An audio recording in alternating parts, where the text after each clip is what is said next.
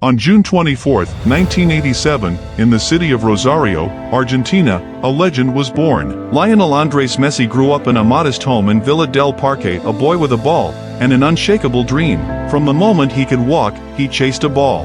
His grandmother Celia was his biggest fan and his earliest coach. When his grandmother Celia passed away in 1995, young Leo was devastated. He scored his first goal that week and pointed to the sky, a tribute he still makes today. Even at 8 years old, nobody could catch him. The kid was different. The streets of Rosario knew it first.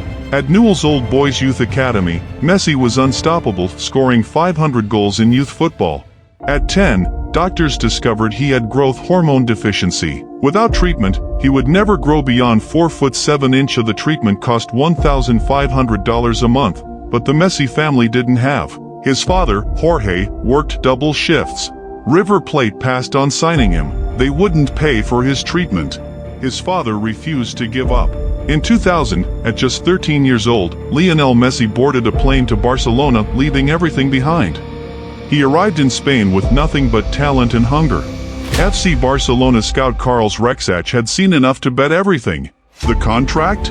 Written on a paper napkin. Rexach was so convinced, he signed Messi on the spot on a restaurant serviette. La Masia, the famous Barcelona Youth Academy. For Messi, it became home, school, and football university all in one. While the other kids slept, Messi trained at night. While others played video games, he studied football. This obsession would define everything. The treatment worked. By 16, he had grown to 5 feet 7 inches. Barcelona had paid for it. The investment was about to pay off. Messi's debut for Barcelona B was electric. He was 15. Nobody could stop him. The first team coaches were watching. Homesickness nearly broke him. He called his mother every night. He cried. He almost quit.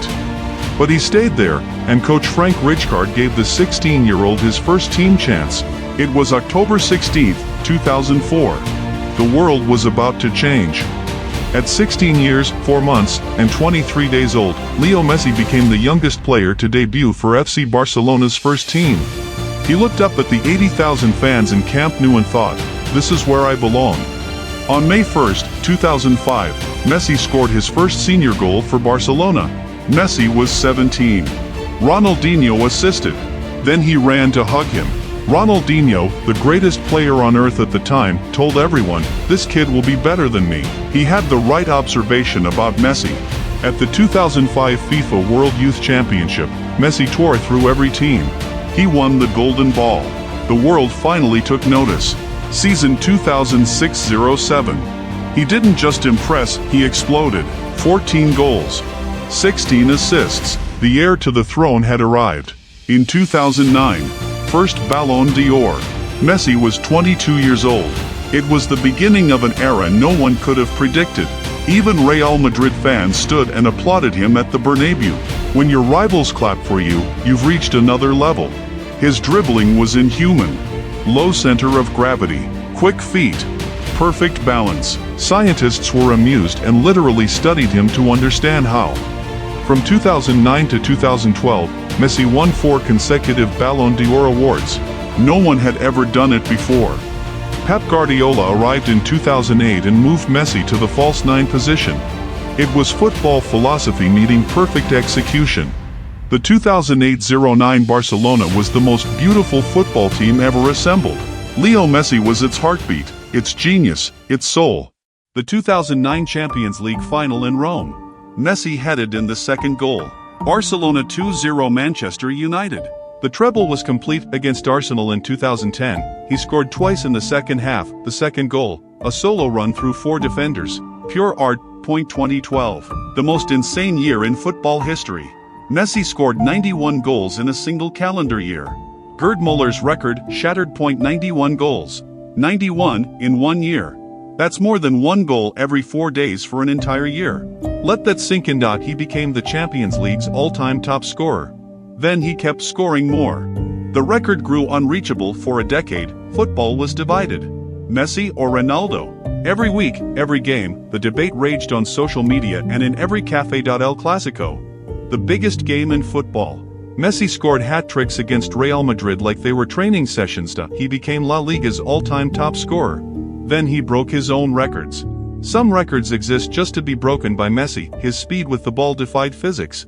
Scientists measured that he covered 30 feet in 3.7 seconds while dribbling, but behind every record was a boy who feared failure, who cried in the dressing room, who pushed himself beyond human limits. The World Cup. The one thing missing: Argentina's burden. The comparison to Maradona. The pressure was immense. 2010 World Cup. Quarter-final exit. Argentina eliminated. Messi invisible. The headlines were brutal. Critics sharpened their knives. 3 Copa America finals lost. 1 World Cup final lost.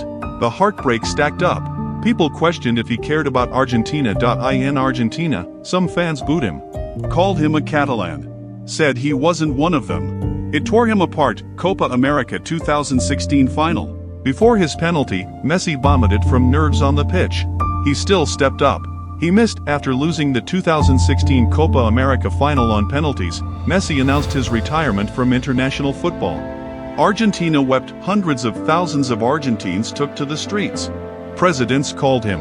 Icons begged him. He came back. He returned to his country. For the boy from Rosario, not for records or critics. July 10, 2021. Copa America. Maracanã Stadium.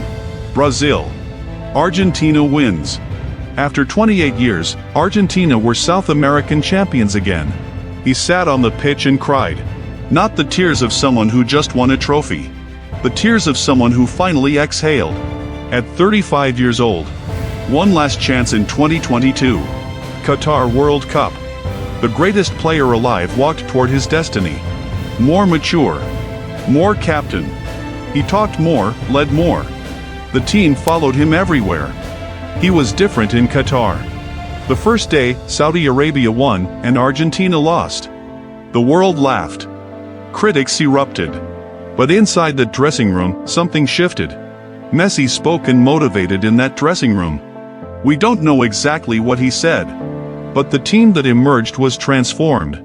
Argentina needed to beat Mexico. Messi scored in the 64th minute. He screamed at the sky. The comeback had started. Quarter-final against the Netherlands. Extra time. Penalties. Messi converted his penalty and then stared down the Dutch goalkeeper. Ice-cold, semi-final versus Croatia. Messi incredibly scored 3 goals. Luka Modric, one of the greatest midfielders ever, was left speechless. December 18, 2022. Lusail Stadium. Argentina versus France. 88,966 fans. The final of a generation. Messi. Penalty. 1-0 in 36 minutes. The stadium shook. Argentina was on its way. Then France happened. In 97 seconds, Kylian Mbappe scored twice. 2-2. In the last 2 minutes of normal time. Football is cruel. In extra time, Messi scored again. 3-2. But Mbappe answered again. 3-3. The greatest World Cup final in history was unfolding. Penalties. 35 years old. For Copa America finals and 1 World Cup final lost in his career. This was the last chance. Dibu Martinez saved 2 penalties. Argentina scored all theirs. The dream was alive. The whistle blew. Messi collapsed to his knees. The boy from Rosario had done it. Argentina world champions. He lifted the trophy of his dream. That image will be in football books forever. The greatest player in history, finally complete. Antonella Rocuzzo was his childhood sweetheart from Rosario. She waited for him through every heartbreak and every triumph. His 3 sons are Thiago, Matteo, and Ciro. For Messi, they are the real trophies. Football is a job. Family is everything. The Leo Messi Foundation. Millions donated to children's education and healthcare across Latin America. The hero off the pitch too. He visits hospitals. He donates quietly. He doesn't seek the spotlight for his charity. The good he does, the world barely knows. His parents sacrificed everything. His father worked every job possible. His mother moved countries for him. They made Messi possible. August 2021. The most shocking moment in football history. Barcelona couldn't afford to keep him. He had to leave. He sat at the press conference table and couldn't speak for minutes. 21 years. Then, nothing. Paris Saint-Germain signed him. But Paris was never Barcelona. He looked lost in a team built around individual stars. PSG fans booed him. He was whistled. It was wrong. But it showed that even greatness can struggle in the wrong environment. June 2023. Lionel Messi chose Inter Miami. The world fought, retirement tour. He had other plans. His debut for Inter Miami, free kick, last minute, game winner. Of course he did. This is what he does. Always, always. He revitalized American football. MLS viewership records shattered. Every stadium sold out. America fell in love with the GOAT. Even opposing fans gave him standing ovations. American football culture showed the world how to appreciate greatness. Over 800 career goals. More than any player in football history. And he's still playing. The numbers don't make sense. His jerseys are already in museums.